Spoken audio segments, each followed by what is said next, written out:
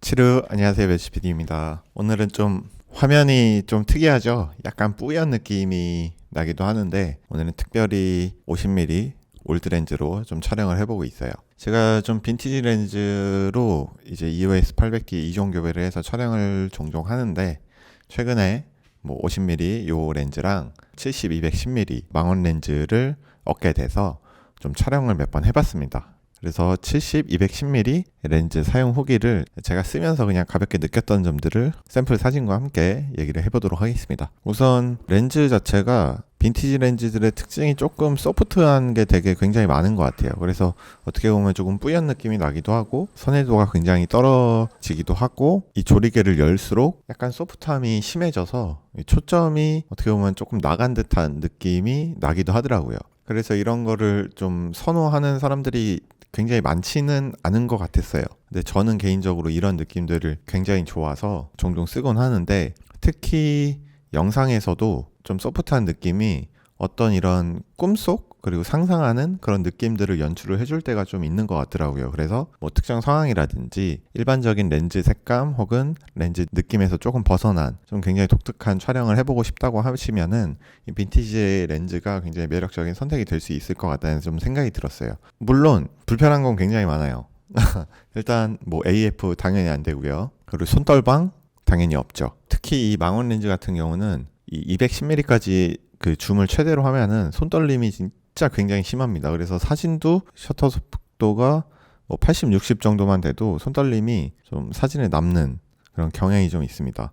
그래서 뭐 삼각대도 좀 써야 되고 이런 여러 가지 불편한 점들은 분명히 존재해요. 대신에 렌즈 값이 굉장히 쌉니다. 제가 가지고 있는 렌즈 중에 하나가 58mm 이거 f1.2 렌즈예요. f1.2까지 내려가면은 보통 가격이 80만 원, 100만 원 가까이 이제 비용이 들어요. 대신에 뭐 1.8 정도만 돼도 뭐 10만 원대에 아주 저렴한 렌즈를 구할 수는 있지만 f1.2 같은 렌즈 같은 경우는 좀 비용이 굉장히 비싸게 줄 수밖에 없는데 이런 올드 렌즈들은 저렴하게 구입이 가능하다는 점. 특히 요거는 한 30만 원 정도 거래가 되는 것 같더라고요. 그나마 좀 요 렌즈 자체가 조금 희귀하다고 해야 되나? 그런 레어템 느낌이 있어서 가격이 그나마 좀 더 비싸게 형성이 된 편이에요. 다른 올드 렌즈들은 아주 저렴하게 구매를 하실 수가 있고 여기에 장착된 70, 210mm 망원 올드 렌즈 같은 경우는 5만 원 정도면 구매를 할 수 있는 것 같더라고요. 굉장히 싸죠.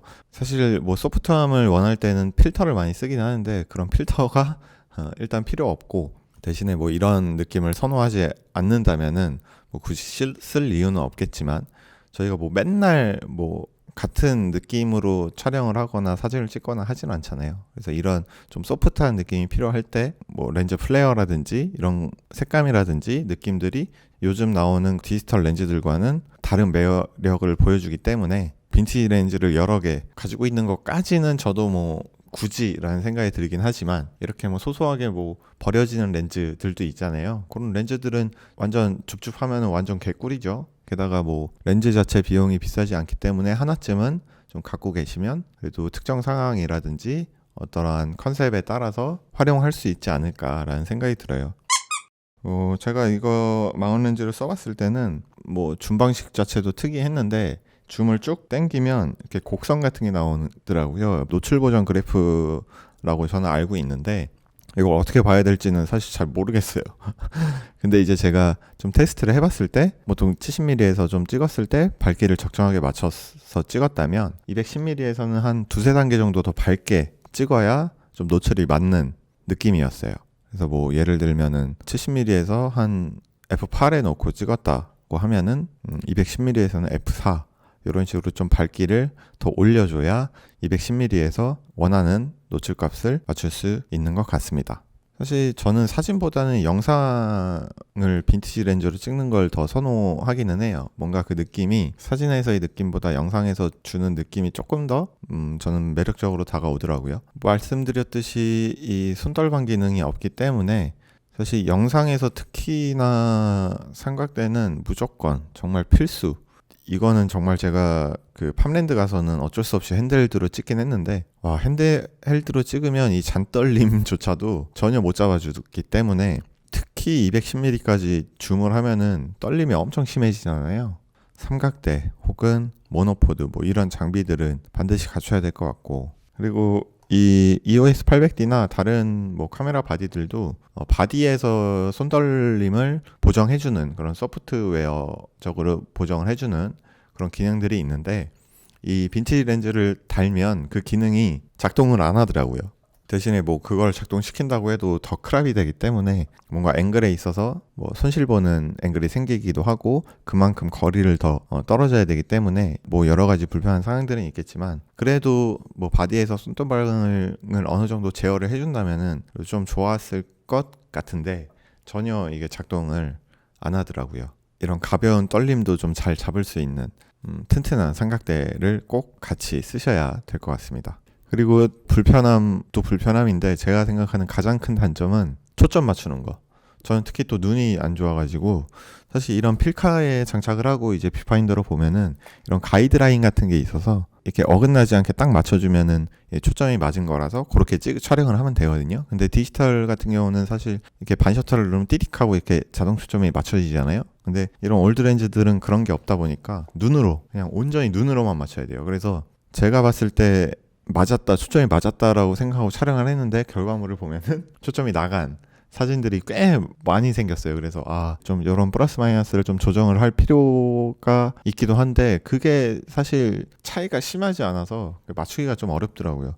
그래서 영상을 찍을 때는 초점이 맞는 영역이라고 해야 되나? 그 영역 안에서 자꾸 이렇게 조였다 풀었다 조였다 풀었다 이러면서 초점이 최대한 나가지 않게끔 촬영을 해보기도 했는데, 그런 점이 저한테는 가장 불편하고 조금 안 좋은 점이었어요. 왜냐면은 의도해서 초점을 이렇게 핀 아웃을 한 게 아니라면 사실 사진을 다 망치는 거잖아요. 그래서 그런 부분은 정말 좀 이 미세한 요 조절을 통해서 제 눈과 그리고 카메라의 눈을 일치시키는 작업이 꼭 필요할 것 같더라고요. 한 가지 신기했던 거는, 보통 이렇게 뷰파인더로 보면 조리개를 이렇게 조이고 연다고 해서 이 밝기 변화가 생기진 않잖아요. 근데 희한하게 이거를 끼고 뷰파인더를 보면서 조리개를 뭐 조이거나 열면은 밝기가 조이면 어두워지고 열면은 밝아져요. 근데 그렇다고 해서 뷰파인더에 보이는 대로 사진 결과물이 찍히는 건 아닙니다. 그냥 보이는 것 자체만 그렇게 되더라고요. 그러니까 이거는 무슨 원리인지는 모르겠는데 그거가 조금 신기했고, 사실 아날로그 쓰는 것 자체가 불편하죠.